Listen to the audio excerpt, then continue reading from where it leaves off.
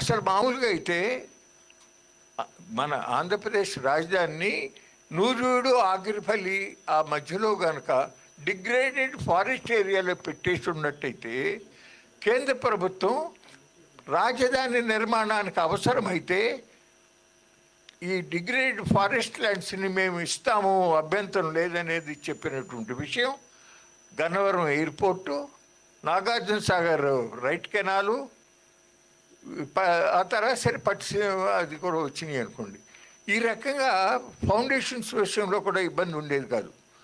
ఇప్పుడు ఇక్కడ పెడతంలో ఆ కరకట్టకి పక్కమట 2 నుంచి 3 కిలోమీటర్ల వరకు తుళ్ళూరు నుంచి పెనుమాకు వచ్చేటటువంటి రహదారి అయితే ఉందో దానికి కృష్ణానదికి మధ్యలో ఉన్నటువంటి ఆ జరీబు భూములు ఏటా కూడా 3-4 పంటలు పండేటటువంటి భూములు 364 పచ్చగా కళకళలాడుతా బ్రహ్మాండమైనటువంటి భారతదేశంలోనే అత్యంత సారవంతమైనటువంటి పంజాబ్ హర్యానాలో కన్నా కూడా అత్యంత సారవంతమైనటువంటి భూముల్ని అవి వదిలేసేయండి బాబు. అవతల మెట్ట పొలంలో తుళ్ళూరు దంచి దానికి దక్షిణ పక్కన ఉన్న దాంట్లో 10-12 వేల ఎకరాలు తీసుకుంటే సరిపోతుంది కదా అంటే వినిపించుకోకుండా నదీముఖ అభివృద్ధి అనేటటువంటిది మైండ్లో పెట్టుకుని తీసుకున్నాడు. కానీ నేను చెప్తున్నా అది సాధ్యపడదు. ఖచ్చితంగా కృష్ణా కరకట్ట నుంచి 2 నుంచి 3 కిలోమీటర్ల లోపల ఉన్నటువంటి భూమిలో బ్లూ అండ్ గ్రీన్ ఇన్ఫ్రాస్ట్రక్చర్ తప్ప వేరే రకంగా అభివృద్ధి చేయటానికి వీల్లేదు అనేది ఎన్విరాన్మెంటల్ కమిటీ గ్రీన్ ట్రిబ్యునల్ ఇచ్చినటువంటి తీర్పు. దానికి రాష్ట్ర ప్రభుత్వం కూడా కమిట్ అయినటువంటిది ఉంది. ఏమన్నారు దాంట్లో?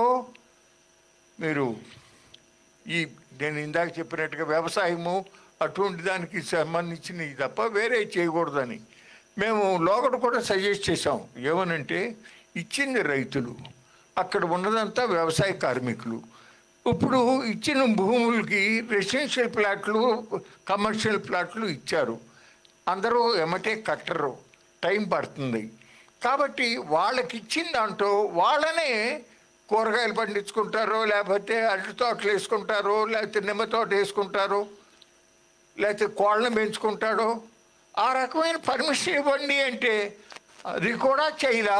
చివరికి ఇంగ్లీష్ కర్రతమ్మ చెట్లు పెరిగిపోయి అవన్నీ కట్టేస్తానికి ఇప్పుడు 40 కోట్ల రూపాయలు ఖర్చు పెట్టి తీసేయాల్సిన దౌర్భాగ్య పరిస్థితి జరిగింది. ఇప్పటికీ కూడా ఇంకా మైండ్ సెట్ మారినటువంటి పరిస్థితే మనం చూస్తూ ఉన్నాం.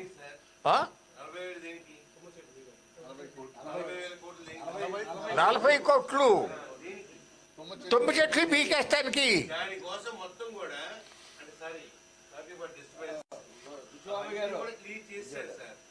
అదే చెప్తా.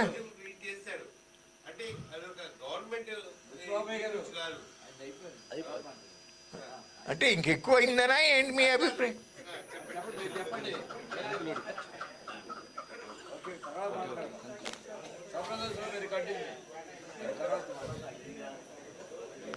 అంటే ఆ రకంగా ఆ కర్రతమ్మ చెట్లు ఆ పిచ్చి కంపంతా పెరగటానికి అవకాశం కలిగింది అనే దానికోసం నేను చెప్పాను. ఇప్పటికీ కూడా ఇంకా మార్పు జరగట్లా. మీకు ఒక్కటి చెప్తున్నా, ఇప్పుడు ఏమంటాడు పొగులూరు నారాయణ, మినిస్టర్ నారాయణ కానీ చంద్రబాబు కానీ చాలామంది 3 ఏళ్ళలో అయిపోతుంది. ఇదివరకు చేయలే, అట్ట పెట్టండి. ఇప్పుడైనా చేస్తుందా? నో.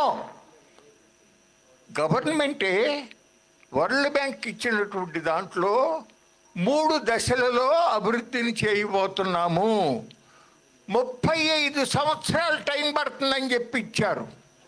మరి ఇప్పుడు నువ్వు 3 ఏళ్లలో అయిపోతుందనేటటువంటి ఒక తప్పుడు సమాచారము, తప్పుడు అభిప్రాయాన్ని, పొరపాటు అభిప్రాయాన్ని ప్రజలకి పెట్టడం కరెక్టా?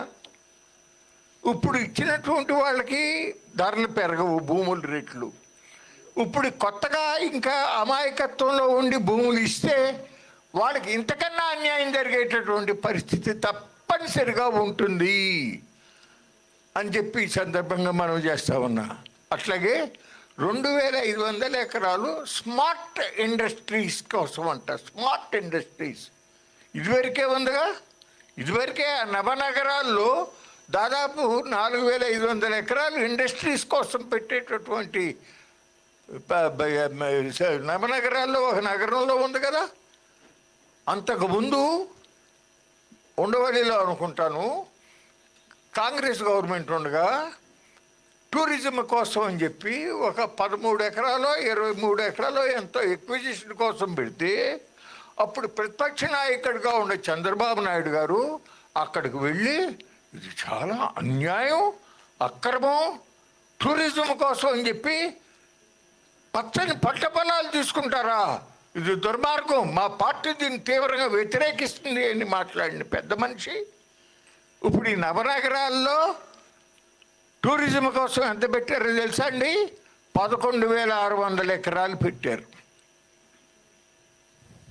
నేను చెప్పడం కాదు, మీరు సిఆర్డీఏ ఇన్ఫర్మేషన్ తీసుకోండి. 11,600 ఎకరాలు అసలు అవసరమా? బోర్డంత మిగులుతుంది కదా. మిగిలినప్పటికీ కూడా మళ్ళీ 44,000 ఎకరాలు తీసుకోవాలనేటటువంటి ఆలోచన, దీన్ని తప్పనిసరిగా విరమించాల్సిన అవసరం ఉంది. అసలు రైతు భూమి అనే లెక్కే లేదు. ఆల్రెడీ హైదరాబాద్ నుంచి కోదాడ సూర్యాపేట మీదుగా మనకు బెజవాడ నుంచి మద్రాసు వెళ్తుంది, బందర్ వెళ్తుంది. ఓకే, ఆల్రెడీ గొల్లపూడి శివారు సూరాయిపాలెం నుంచి వెంకటపాలెం మీదుగా బ్రిడ్జి కట్టేశారు. నది మీద రాజధానిలోకి వచ్చేస్తున్నాం. ఇప్పుడు మళ్ళీ అమరావతి నుంచి తిన్నగా హైదరాబాద్కి ఒకే లైన్. ఇదివరకు అమరావతి నుంచి బెంగళూరు, హైదరాబాద్ నుంచి అమరావతి నుంచి బెంగళూరు స్ట్రైట్ లైన్ అని ఎట్ట ఇదివరకు పాట పాడారో ఇప్పుడు కొత్తగా అమరావతి నుంచి హైదరాబాద్కి ఈనాడుగా ఆయన ఒప్పుకోడు. 25,000 కోట్ల రూపాయలు ఖర్చు అయ్యేటటువంటిది అది ఉండగా ఆల్రెడీ ఉండ హైవేని చాలా చోట్ల 6 లైన్ చేసి ఉంది. ఇంకా కొన్ని చోట్ల చేసి లేని దాన్ని 6 లైన్ చేయడానికి ఆల్రెడీ నేషనల్ హైవే ఒప్పుకుని ఉంటే ఇప్పుడు మళ్ళీ ఇతని యొక్క ఈ పిచ్చి ఆలోచనలకి వాళ్ళు కూడా ఒప్పుకుంటాడు. ఎందుకంటే పోలవరం ప్రాజెక్టుని 135 అడుగులకే పరిమితం చేయటానికి, వాళ్ళు పునరావాసానికి రూపాయి ఇవ్వకుండా తప్పుకుంటానికి. ఇది ఒప్పుకున్న తర్వాత రేపు దాని విషయంలో ఇతను నోరు మూసుకుని ఊరుకోవాల్సిందే, కానీ అడగడానికి అధికారం ఎక్కడుంది? ఇంకా ఆ రకంగా వాళ్ళు ఆ రకంగా చేస్తామన్న పరిస్థితులు ఉన్నాయి. ఇవాళ అవసరం లేకపోయినా మెట్రో సంగతి ఆయన చెప్పాడు. ఇవాళ హైదరాబాద్ మెట్రోకి ఎట్లా నడుస్తుంది తెలుసా అండి? 6,500 కోట్ల నష్టంలో నడుస్తుంది. చెన్నై మెట్రో కూడా దాదాపు 4,000 కోట్ల నష్టంలో నడుస్తుంది. ఒక్క బెంగళూరు మెట్రో మాత్రం కొద్ది లాభాల్లో నడుస్తూ ఉంది. అంటే అటువంటి పెద్ద నగరాల్లో ఏంటంటే కొద్దిగా ఫైనాన్షియల్గా నష్టం వచ్చినా అర్బన్ ట్రాన్స్పోర్ట్ విషయంలో ప్రభుత్వాలు ఒక సామాజిక బాధ్యతగా ఫీల్ అయ్యి చేస్తారు తప్ప, ఇవాళ కొత్తగా ఉన్నటువంటి మెట్రో పాలసీ ఏదైతే ఉందో అంటే తప్పనిసరిగా ఒక ప్రైవేట్ ఎంటిటీయే ముందుకు రావాలి. సెంట్రల్ గవర్నమెంట్ నుంచి ఓన్లీ 10% మాత్రమే సబ్సిడైజ్ చేస్తుంది.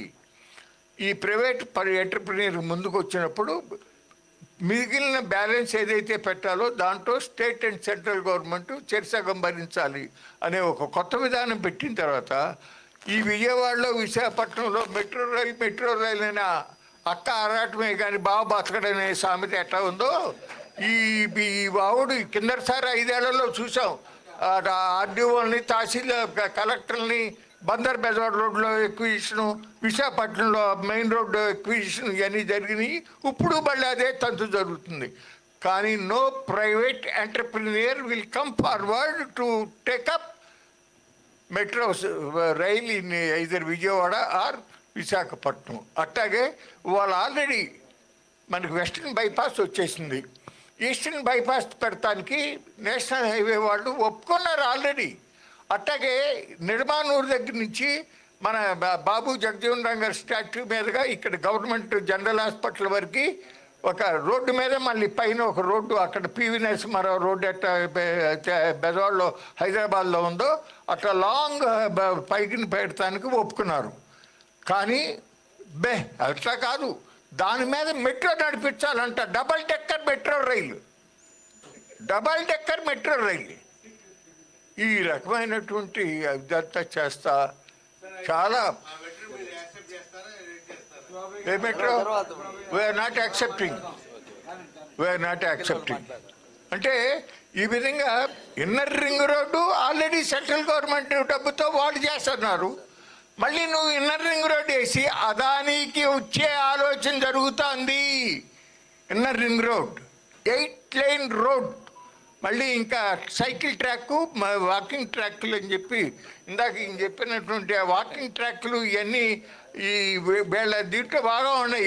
World bank conditions, environment committee ఇచ్చిన గైడ్లైన్స్లో ఇవన్నీ ఉన్నాయి, ఖచ్చితంగా ఉండాలని. ఇప్పుడు ఔటర్ రింగ్ రోడ్డు భారతదేశంలో అత్యంత పెద్ద ఔటర్ రింగ్ రోడ్డు చంద్రబాబు గారే పెట్టాడు హైదరాబాద్లో, 158 కిలోమీటర్లు. ఇప్పుడు మనకి ఇక్కడ 1 లక్ష జనాభా ఉన్న అమరావతికి 189 కిలోమీటర్లు పెట్టాలంట. 140 మీటర్ల ఎడల్పులో 8,500 ఎకరాలు తీసుకోవాలి రైతుల దగ్గర నుంచి. ఇట్లా రైతు దగ్గర నుంచి భూమి తీసుకోవటం అంటే అసలు సులుసూత్రంగా ఉంది. ఏమాత్రం కూడా ఇప్పుడు ముత్తాతల టైం నుంచి ఉన్నటువంటి ఆ భూముల్ని ఆ విధంగా తీసుకోవటం అత్యవసరంగా తప్పనిసరి అయితే తప్ప తీసుకోకూడదు అనేటటువంటి ఒక ప్రాథమిక ఆలోచనే లేదు. ఎంతసేపు కూడా తీసుకోవటం కొన్ని లక్షల ఎకరాలు. ఇప్పుడు మళ్ళీ నిన్న విశాఖపట్నంలో ఆర్థిక ఏదో వ్యవహారం అంట, కొత్తగా 1,00,000 ఎకరాలు తీసుకోవాలంట మళ్ళీ అక్కడ. ఈ విధంగా తీసుకుని ఆ పెద్ద కంపెనీలన్నీ ఇచ్చేసేటటువంటి ప్రక్రియ జరుగుతుంది. తప్పనిసరిగా రాజకీయ పార్టీలే కాదు, తప్పనిసరిగా ప్రజా సంక్షేమం కోరేటటువంటి వాళ్ళందరూ కూడా రోడ్డు మీదకి రావాలి, వాళ్ళ అభిప్రాయాన్ని తెలియపరచవలసిన అవసరం ఉంది. ఈ రకమైనటువంటి ఇప్పటికే మనం చాలా నష్టపోయాం విభజించబడి. ఇప్పుడు మళ్ళీ ఈ పిచ్చి ఆలోచనతో ఈ రాష్ట్రం అభివృద్ధి కాదు, అమరావతి అభివృద్ధి అయ్యేటటువంటి అవకాశం ఉండదు అని చెప్పి నేను మనవి చేస్తూ, ఇప్పటికి ఇంకా 40,000 ఎకరాలు ఇవ్వాలనే ఆలోచన చేస్తూ ఉన్నటువంటి రైతు సోదరులుంటే చేతులెత్తి దండం పెడుతున్నా, ఇవ్వమాకండి. ఇస్తే మీరు నష్టపోతారు, ఇప్పుడు ఇచ్చిన వాళ్ళకన్నా ఎక్కువ నష్టపోతారని మనం చేస్తున్న సెలవు తీసుకుంటాను. నమస్కారం.